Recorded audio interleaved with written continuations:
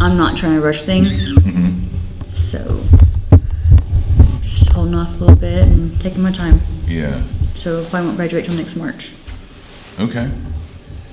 I think I remember before, that's interesting you say that, because I think you'd mentioned like, yeah, you're gonna go through this really quick. No.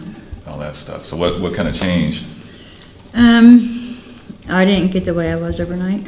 Oh, okay. So I just feel like I needed a little bit more time to take everything in, process it. Yeah. There's a lot of resources in ReMerge, so using those.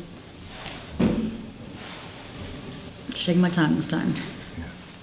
Pretty big step getting your own place versus, It's the Hope House, so it's my own apartment. Okay. And there's other ReMerge girls that live there. It's another program, but I guess they partner with ReMerge kind of. So it's just like the next phase into the journey I'm on. I know each phase has been kind of different, but what's kind of the stuff you're learning at this point? Well, when I was in phase 2, like it was my first phase at a first step, so it was a little bit more freedom, and it was a little bit harder than I thought it was going to be. So I learned to reach out, and I trust my staff, and I reach out anytime I need to, and that's helped me a lot. So you've got this whole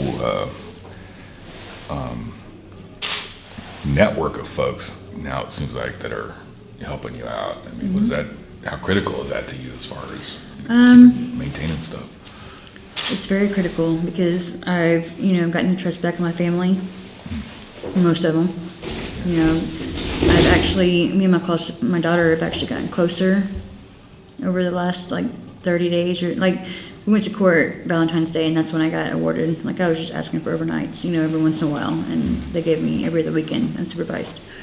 And they're actually letting me get here almost every weekend whenever I want.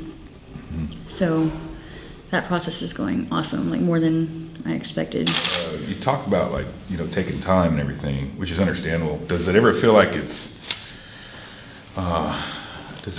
dragging? I mean, do you see an end game where you don't have to go to all these, accountability meetings and stuff like that, or is that not a bad thing? I mean, for me, the process is just taking more time to be set up and stable for when I do graduate.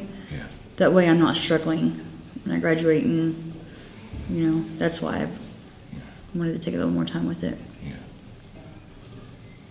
I don't be like, oh my gosh, I graduated, now what, and overwhelmed and not financially stable, and just getting my daughter back and all that stuff. So just the difference in my confidence, and like the desire to want to get up and go to work, and the desire to want to do things with my daughter like mother and daughter should, and just being able to pay my bills and meet all my requirements and do everything on time and make sure everything's good to go. It's like, it just feels awesome. It feels awesome to have a job that, I'm proud to go to, and that's, I don't know, just trust in my family. Like everything's just like awesome today.